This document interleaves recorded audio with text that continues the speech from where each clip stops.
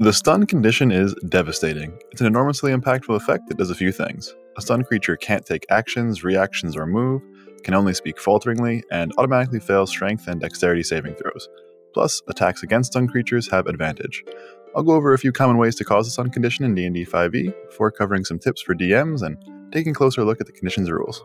There are very few ways for players to cause a stun condition in Dungeons & Dragons, so it won't take long to cover them all.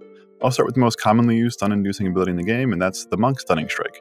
This 5th level class feature is available to all monks. After hitting a creature with a melee weapon attack, a monk can spend 1 key point to force the target to make a Constitution saving throw. If the target fails, they're stunned until the end of the monk's next turn. This signature class ability is often the best way to spend key points, as a consistent source of stuns is extremely effective at shutting down single targets. The only other feature that can stun in 5e is a Soul Knife Rogue's Rend Mine. This 17th level feature doesn't get talked about much because, well, it's a 17th level feature, but it provides a way for a rogue to stun a creature they deal sneak attack damage to. Another not-so-common way of causing the stun condition is with spells. There are only 5 stunning spells in the 5th edition, and they're all 5th level or higher. That means you'll need at least a 9th level cleric or druid before you're casting your first stun-inducing spell, Contagion. But you need the 8th level power word stun before you can start automatically stunning enemies, and the 9th level Psychic Scream to cause an area effect stun. Other than that, there are only a handful of magic items that can cause the stun condition. 2 of them are legendary and 2 are very rare, so they're not exactly something you'll be seeing in the early to mid-game of most campaigns. As for how players can avoid or escape the stun condition, there are precious few options. The most straightforward is simply succeeding on a saving throw. Constitution is the most common save you'll be making to avoid stuns or break free from them. To that end, resources that can help with boosting your saving throws, like the Bless spell, a Paladin's Aura of Protection, a Bard's Bardic Inspiration, or an Artificer's Flash of Genius, to name a few, can be great boons for parties who are up against stun-wielding foes. Besides that, there are a couple of anti-stun features in the game, the first being a Mercy Monk's Physician's Touch, which is a 6th level feature that's a reliable way of ending stuns on allies. And there's also the Crown Paladin's Unyielding Spirit, which is a 15th level feature that gives advantage on saving throws against being stunned and paralyzed. Besides these features, there's the 9th level spell Power Word Heal. Available to bards and clerics, it's the only spell in the game that can end the stun condition, and you can't get it until 17th level at the earliest. If you don't have access to any of these resources, you'll just have to wait. Sadly, this is the only option sometimes. For stun effects that last for 1 round of combat, you're simply not involved for that round. Alright, so those are the very few ways of inflicting and getting out of the stun condition as a player in D&D 5e. While I normally discuss party tactics around the condition here, there's not really much to say on the topic that wouldn't be very monk-specific, and I didn't want this to turn into a guide on how to stunning strike. So instead, I'm going to look at a few tips for DMs around the stun condition.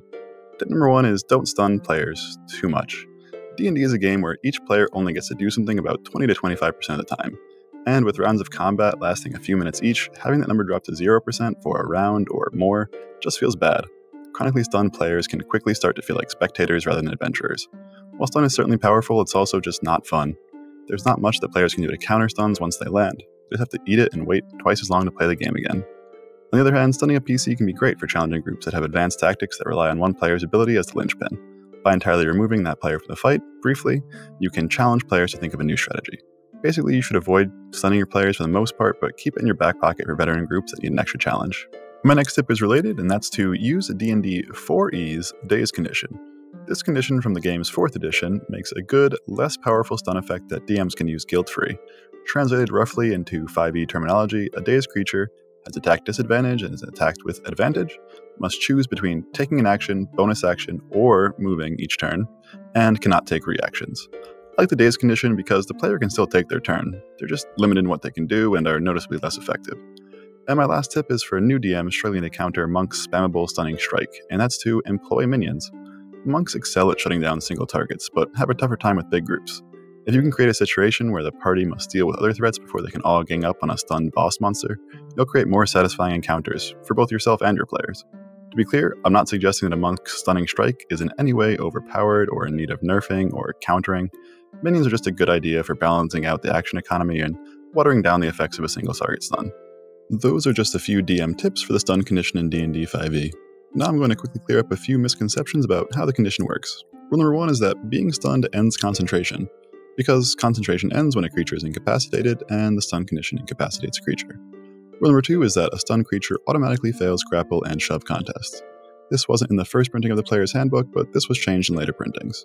Rule number 3 is that a stunned creature cannot stand up from being prone, because standing from being prone uses movement, and a stunned creature can't move.